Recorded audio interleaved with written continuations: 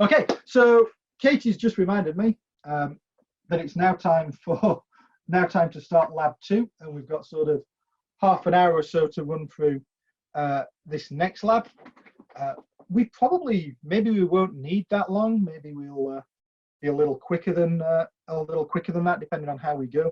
But hopefully, we shouldn't take that long to do it. So what I wanted to say is hopefully everyone got an email that took them to the link with where all the code was located, which you can see on my screen.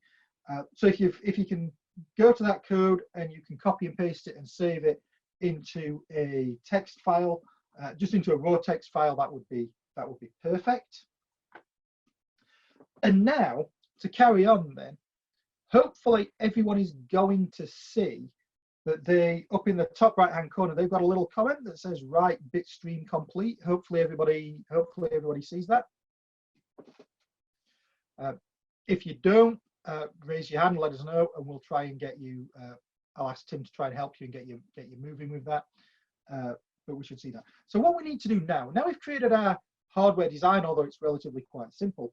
The next stage we need to do is we need to export the hardware platform and then open Vitis. And we're going to do this in 2 ways. The first way we're going to do it is we're going to go to File, and we're going to go to Export, and we're going to click on File, Export Hardware. And in that hardware, we're going to take the Export Bitstream option. We're going to leave the file name exactly the same as what it is, and then we're going to leave the export to. So where this should be exporting this hardware definition to is the top level of our project. So the directory that we created when the project was created for our project, it will be exporting it into there. And what we're going to do is we're going to click on OK. Because I've been playing about with my block diagram to show you a few concepts, it asked me if I wanted to save it. If I had have done, it would have then told me that do I want to rerun around it and do it even though it's out of date. So what we're going to find now is it's going to export that hardware data file. And it's going to take a few seconds to do. And then it's done. So let's go take a look at that hardware data file. So if I go to my drive, HDL projects, what did I call it? Hackster motor down the bottom. Just down here, what we'll see is this design1 wrapper.xsa. Now, this is essentially an archive file. So if you have 7-zip or anything like that installed and you want to take a look at it, you can actually open it in 7-zip or any sort of zip type program, and you'll see what's in there is some software files and tickle files to help us do the initialization of the processor. You'll see the bit file, which is the bit file that's going to program the FPGA, and you'll see some XML files and such like. We're not going to actually do anything with that. We're just going to leave it where it is. I just wanted to show you what it was and that it existed, such that you could take a look at it in your own time. So now we've finished with Vivado. We just literally have one last thing to do. Geshan has just said, so XSA replaces the HDF. And you're right, yes, XSA does replace the HDF definition. What we're going to do then is to open Vitis. We're going to click on Tools, and we're going to go to this button here that says Launch Vitis, and we're going to click on Launch Vitis. And like everything, it's going to take a few seconds to run through.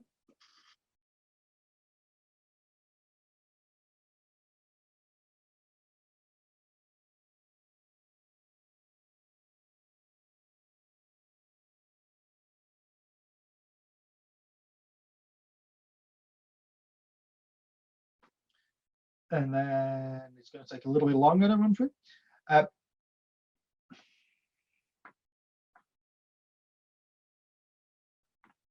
Okay, so once it's ready to do, what we're going to see is it's going to pop up this little Eclipse launcher, and it's going to ask us where we want to store our workspace. So our workspace is where we want to store all our files for the platform, for the hardware, for the application, for debugging and downloading.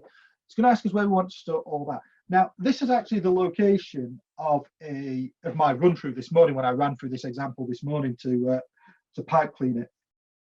So what I'm going to do is I'm going to click on Browse,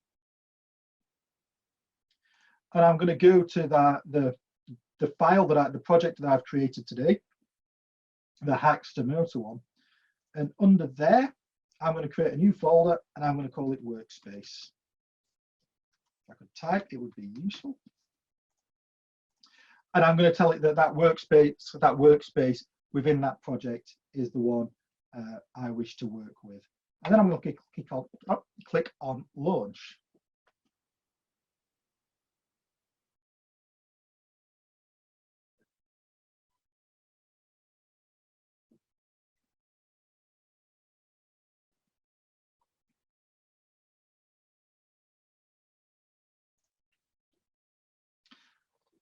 So what you should see when VTIS launches is you should see a page very, very similar to the one that I'm showing on my screen now, which shows the create application, create platform, create a library, import a project, or whether we want to create a custom platform, or whether we want to look at go to the Xilinx developer site, or whether we want to go and look at the VTIS documentation.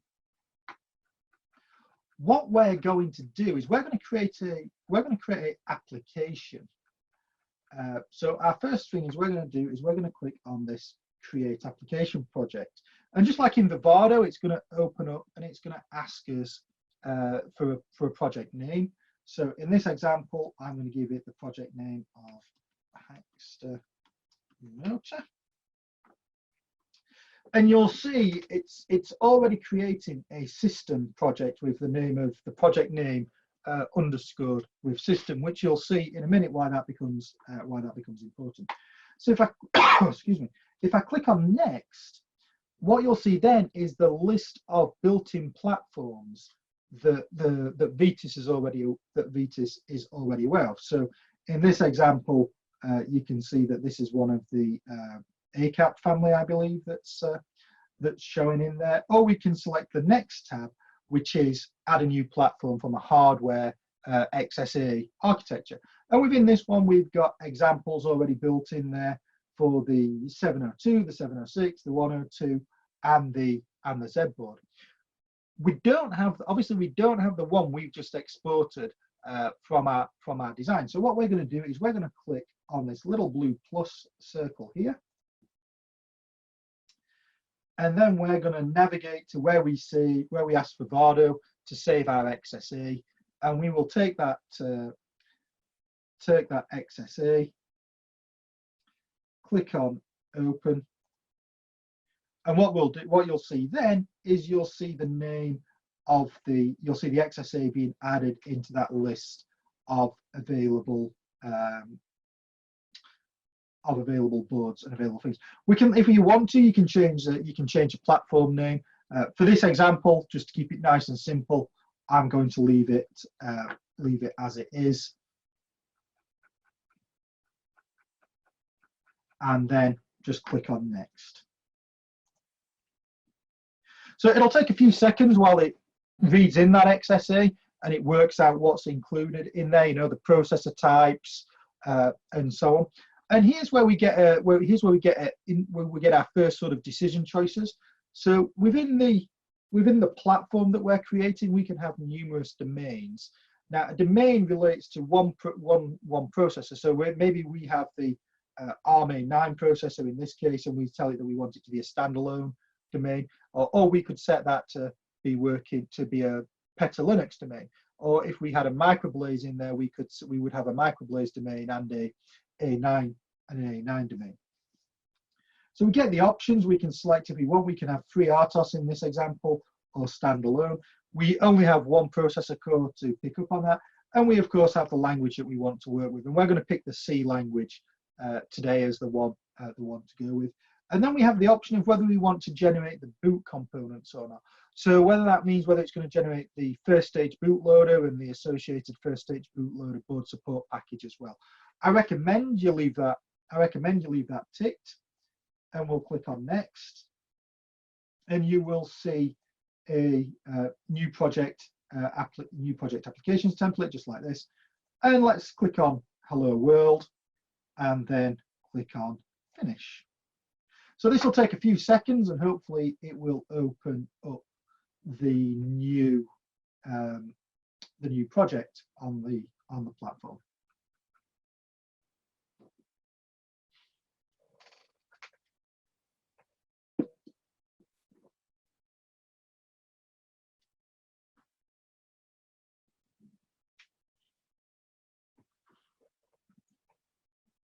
Is everybody okay following along so far? There's no questions arising from this?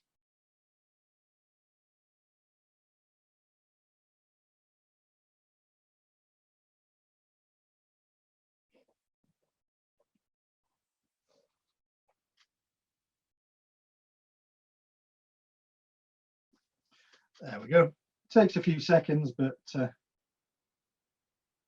eventually we get there. Particularly when my computer's running the WebEx and the Vivado and Vitis at the same time.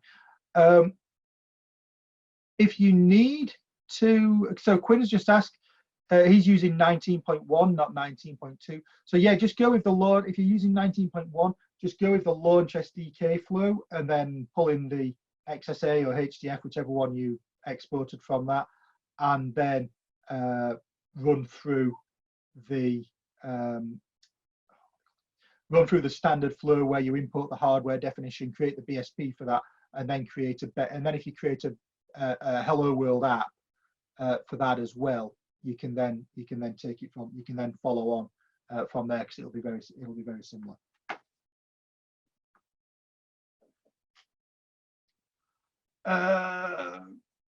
So Anton, can Vitis work with HDF? I don't think it can, and the reason I will say that is that to get the best out of the Xilinx tools and to make sure that there is no differences that occur from versions or IP differences, you should always work with the same version of tool across the entire set. So if you're working with Vivado 2019.2, you should use Vitis 2019.2 and you should use Petalinux 2019.2.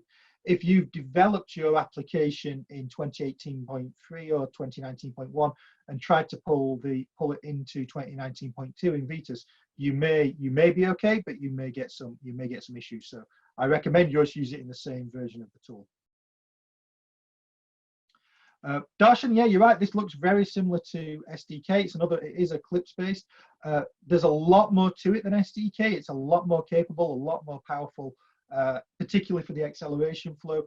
And actually, this time with Vitis, you don't have to use Eclipse if you don't want. You can do everything from the command line, or wrap it around your own preferred editor and build flow.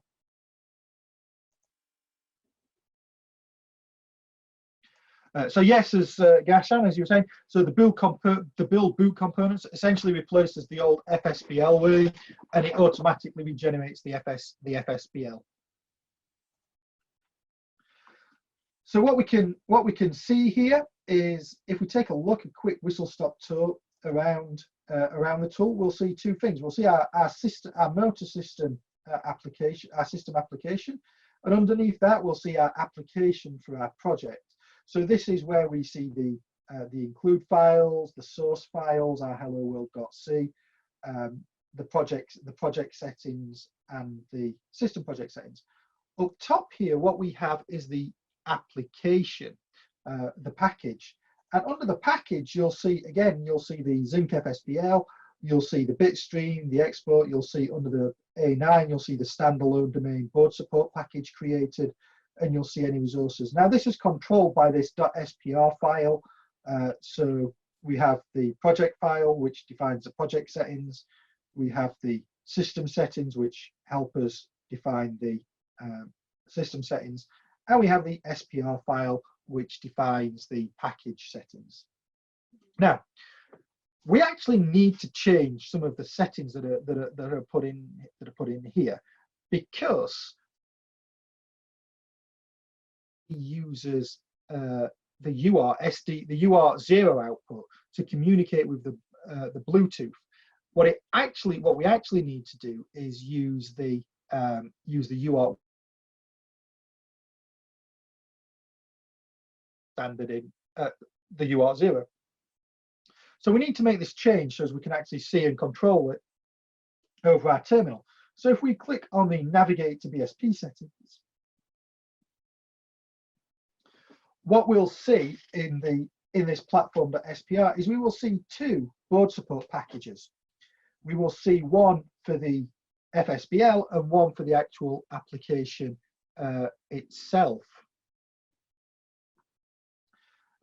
So to modify this and make it work with the standard port 1, we click on modify settings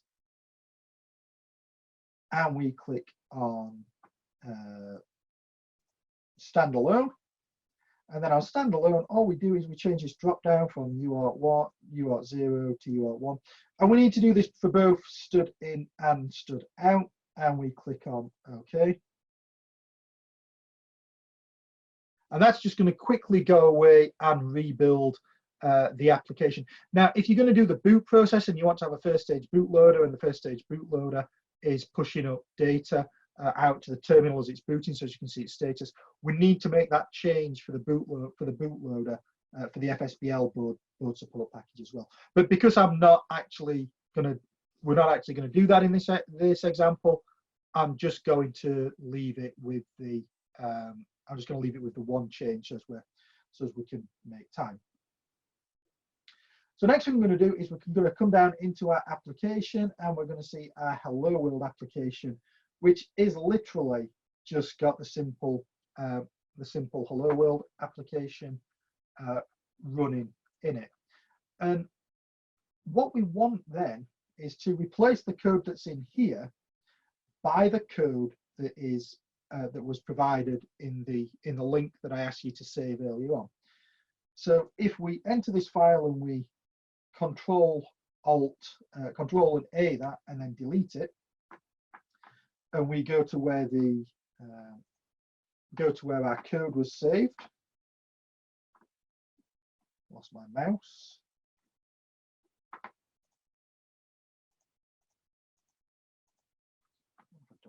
Must be that one there. And we copy and paste that into the tool.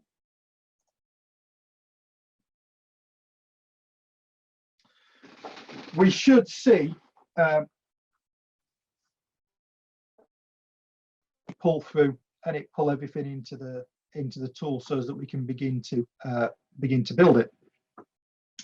What we'll see here in the tool is we have a number of we've included a number of APIs which are provided by the board support package. So just stepping back a little bit to the board support package, if you unclick on the peripheral drivers in the board support package under the SPR file, if you're ever curious about what drivers are included or how to use them, the examples of how to use them, you can click on the peripheral drivers and it will give you a list of all peripheral drivers. And then if you click on the import examples, it will open up some example applications which show you how to use these APIs. But essentially, these are a number of APIs that we have in the design. So we have ones for printing, so more efficient than using a standard printf. We have ones for driving the GPIO. We have one for doing exceptions as part of the interrupt-based service that we're about to implement. And we have one for the triple timer counter that we're about to use. And then we have one for the generic interrupt controller, which is located in the Zinc. The next set of definitions essentially gives the locations, the hardware addresses, gives the device IDs of the GPIO devices, the interrupt devices, and the triple timer counter. And it also specifies the triple timer counter frequency in hertz. So we're going to run this triple timer counter at 100 hertz. Then we have some simple definitions of some functions that we're going to use in our design, and a few types that we're going to use. Apologies, it might have actually got the formatting might not be spot on perfect because during copying and pasting between things, it's gone. It might have got changed a little bit. But what we're going to do essentially is for each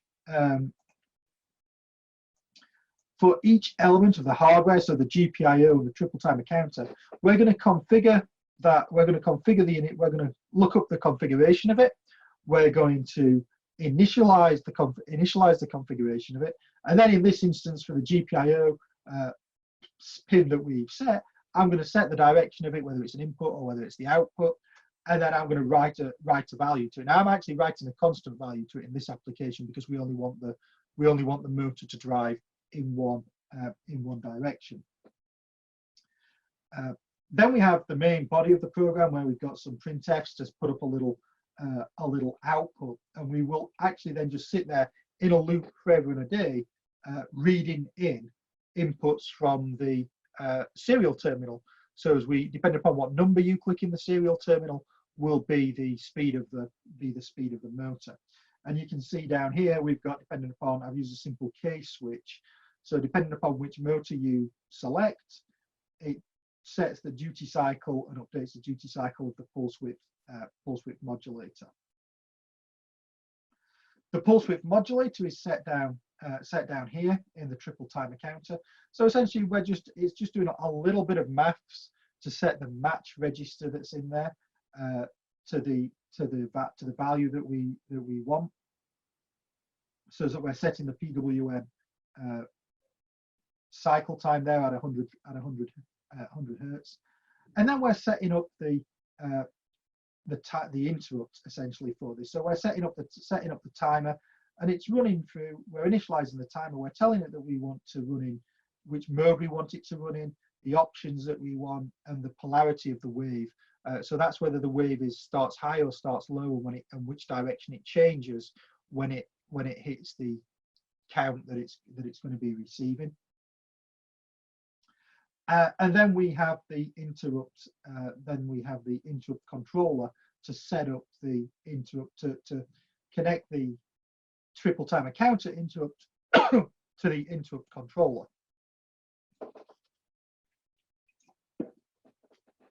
And then finally down the bottom, what we have is the interrupt system, where we set up the interrupt system on the Zinc.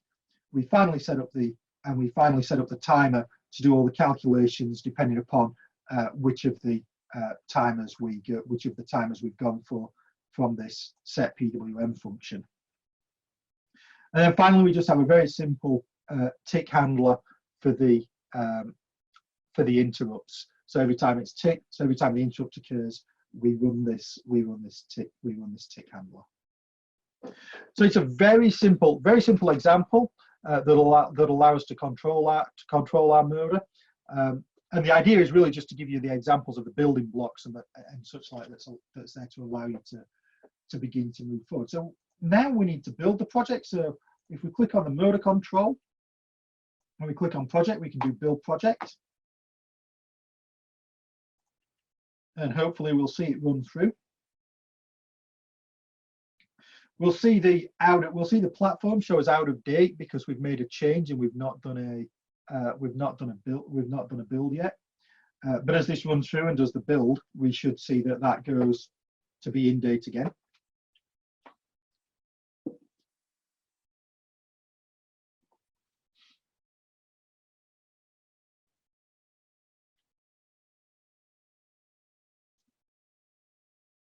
So it'll take a few seconds to run through. While we're running through this, is there any questions I can quickly try and answer?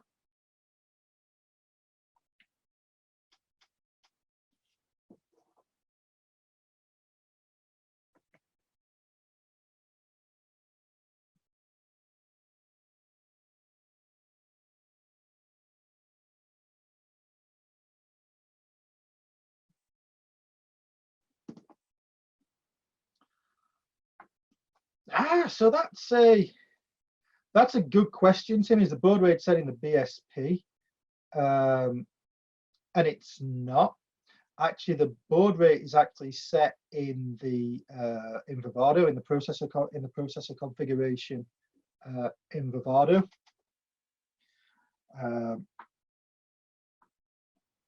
At the end, I'll come back to it and I'll try and show you where it is in the processor configuration. But it's actually the configuration of the UARTs and the baud rate is actually set in Vivado. You can change it obviously at runtime via the BSP via setting the registers, but the initial location of it's done via Vivado.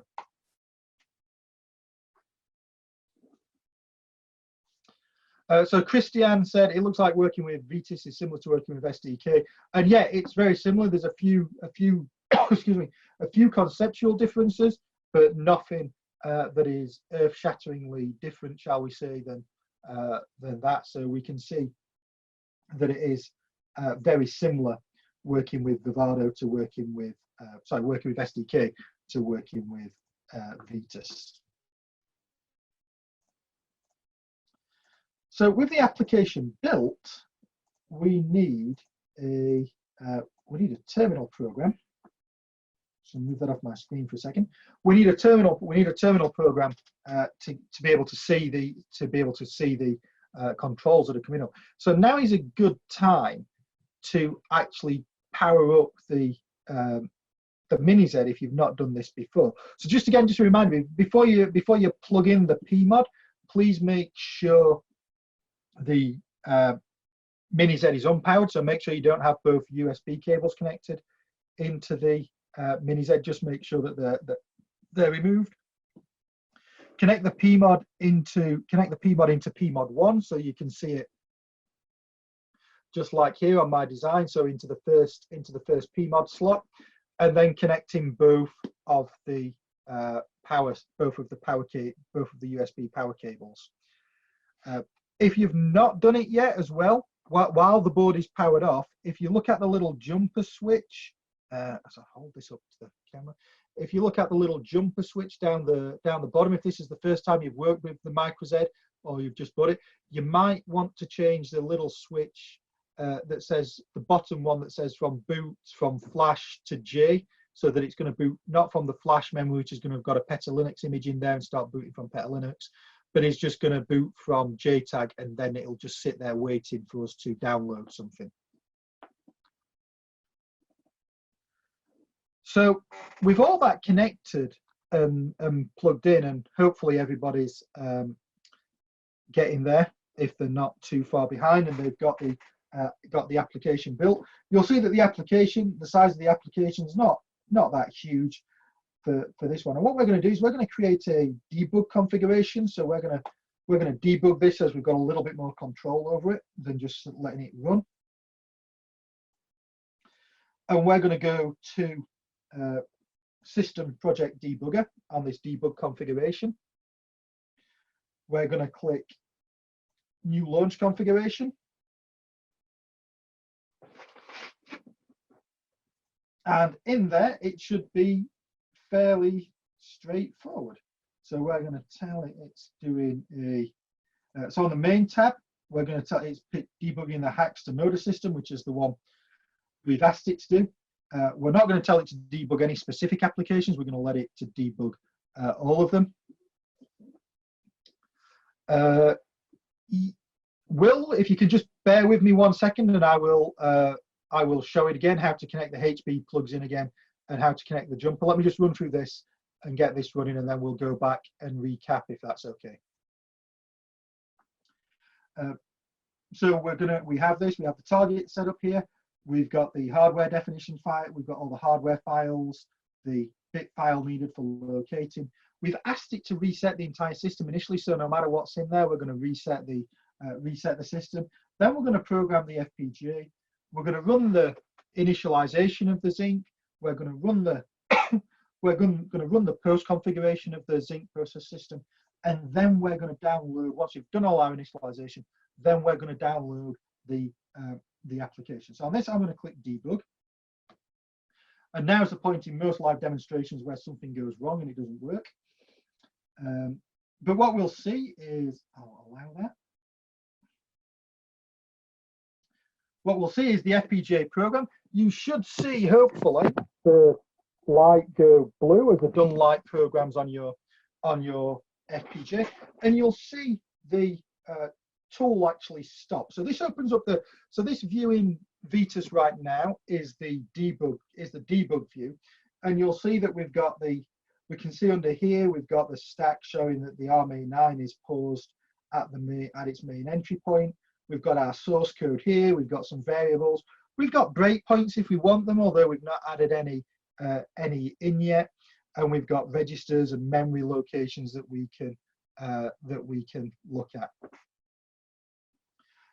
So now we've got all this. The thing we want to do is, if we click on this resume button here, what we should see in your Modo example is you should see a terminal. In your terminal window, you should see this little menu pop up, just as you can see here. And then fingers crossed, hopefully if I click on number 2, you will see my motor started spinning. And if I click on number 1, it stops. And then you can see that this application is then running on the board, and we've got it all connected into the mini Z, and it's all running along quite nice and easily. We can change the speeds as we want. I will make one caveat that Tim noticed the other day when we were doing this design. There's no we didn't put a capacitor on the back of the motor. So sometimes if you go from a low speed to a high speed, you'll see a large current surge, which might stop the zinc from running. So you have to reboot it. But it shows you the basic concepts about how we can go about taking a zinc, getting it to control something in the real world, really quite simply and easily using Vetus. And because we've hardly used any of the programmable logic, we can really put whatever we want into that programmable logic device to actually do our application. So maybe we could put in some algorithmic control if we were working on, for instance, a drone, and we've got 4 high-speed motors. In that programmable logic, we might want an image processing pipeline to have a camera running. We might want to have a software-defined radio to do some basic software-defined radio and send some telemetry down to the ground. Or we might want to do some things like Kalman filtering or whatever to help us with our navigation. So did everybody that's building along, did everybody kind of manage to get this application up and running? If not, now is the point to ask in the questions. I will put that slide back up showing the connections. I'll put that first slide back up that shows the connections there, so that anyone that just wants to recap on that can. I think Katie's going to send all these around anyway, so hopefully if you don't have them now, you'll have them soon, and you can run through it. And that kind of brings us to the end of this this webinar, unless anybody's got any questions or anything that I can try to help you with. So Amit's just asked if I can go through the debug configuration again, and it will be my pleasure. I'll just leave this up for a second, this motor control picture up for a second for William, who asked. So one thing to do, Ralph, if you're having a problem getting it to connect and reset the APU, if you press the reset button, if you hit, scroll it down a little bit, there's a reset button just here. If you click that a couple of times just before you try to download it, maybe that will reset the APU and help.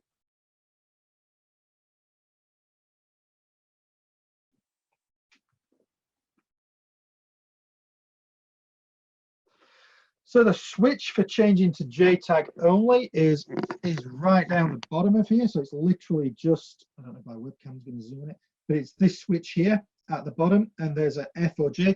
Actually, you don't need to worry about doing that. It's just if you feel like you want to. Otherwise, when you first start it up, the board's going to start booting Peta Linux until we reset this, till we connect to it over JTAG and reset the system and blow it away.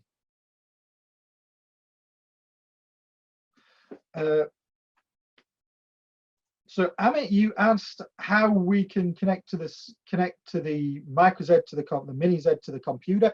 So that's connected really quite simply, and you'll have to excuse the state of my desk, but we have the two I have the two USB cables connected out here, and I have them connected into a essentially into a USB hub here, that's then connected to my docking station on my PC. But that's my simple connections to my computer.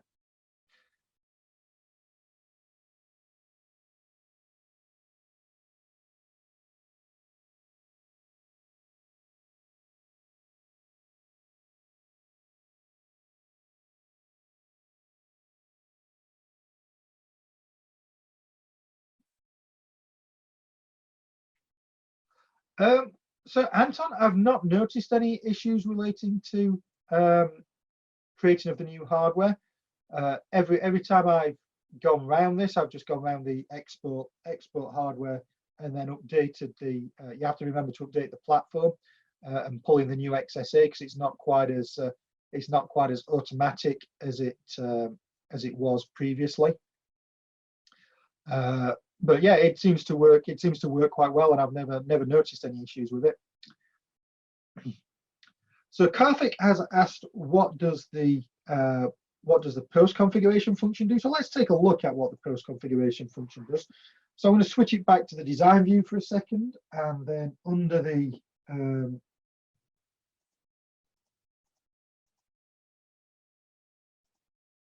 have to find it now under this one, under the new setup. Under here, let's take a look at the post configuration. So the post configuration essentially runs through the design and just makes and releases everything for make sure that the design is initialized properly, and then puts it back into the correctly initialized state once that reset's been done. So it's just literally doing things like turning on the PLPS buffers, the buffers between the processor logic, between the processor system and the programmable logic, and things like that.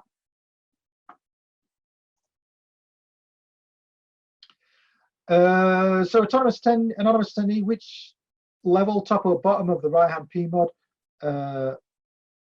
is the HP plugged into? So it should plug into the top row of connectors. So it should plug into the top row of connectors, not the bottom row of connectors. Thank you very much for that. I should have mentioned that.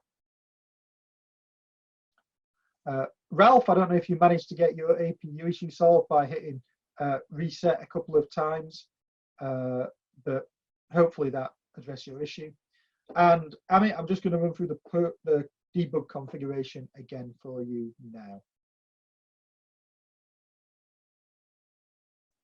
So to debug the design, we can I'll just minimize that. So to debug the design, if we go to debug and we go to debug configurations,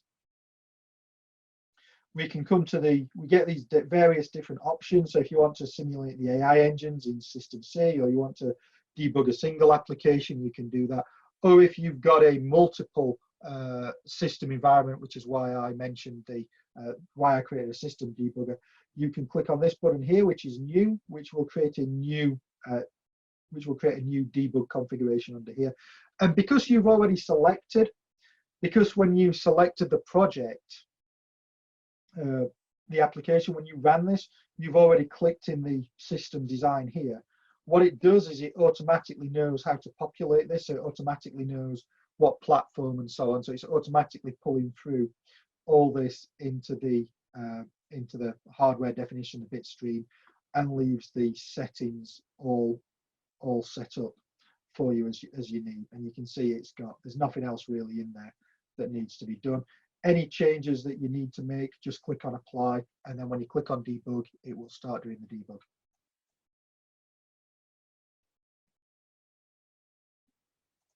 Ralph, I'm really glad that worked for you. So Andrew, so you need to connect the USB cables once you've plugged in the PMOD. So once you're happy that the PMOD's plugged in and you're ready to power up the board and start working with it, just plug in both USB cables. You might need to press the reset button a couple of times, but that should get you going.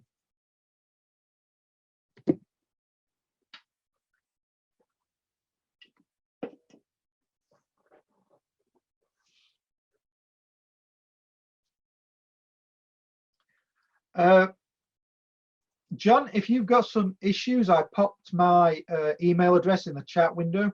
If you want to email me over your XDC file, I'll take a look at it and email it back to you, and hopefully we can get you running through on the build there.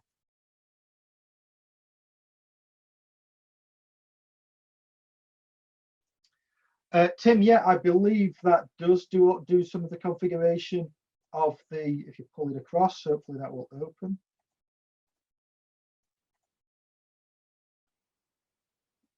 Open with text editor.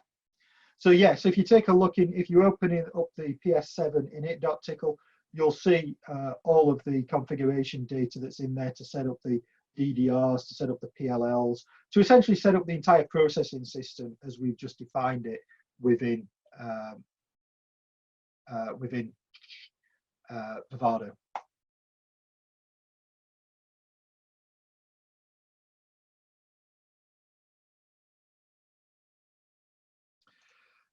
Well, you don't need to customize that for your hardware, because you should be doing that in Vivado. So you're designing Vivado. So when you put, if you were to, for instance, you had a custom design, say a custom Zinc design, then you would run through setting that up without doing that initial stage that we did, where we ran through the board automation stage.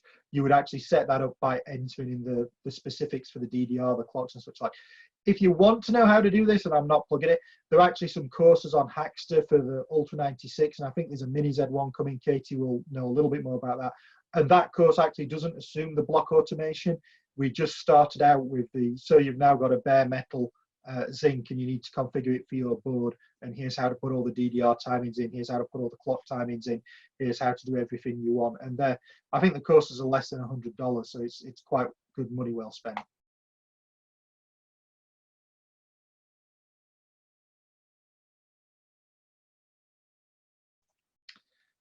So somebody's just asked if we could configure the FPGA, the fabric by Linux instead of using the FSBL.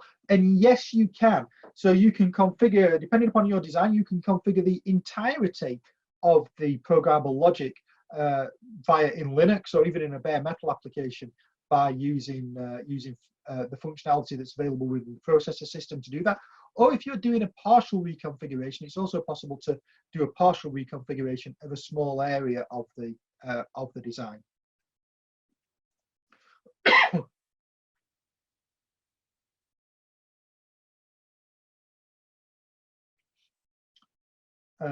So you can find the download link. Hopefully, Tim, can you provide a download link for those that don't have 2019.2 in the chat window, so they can go and get it from there? Perfect.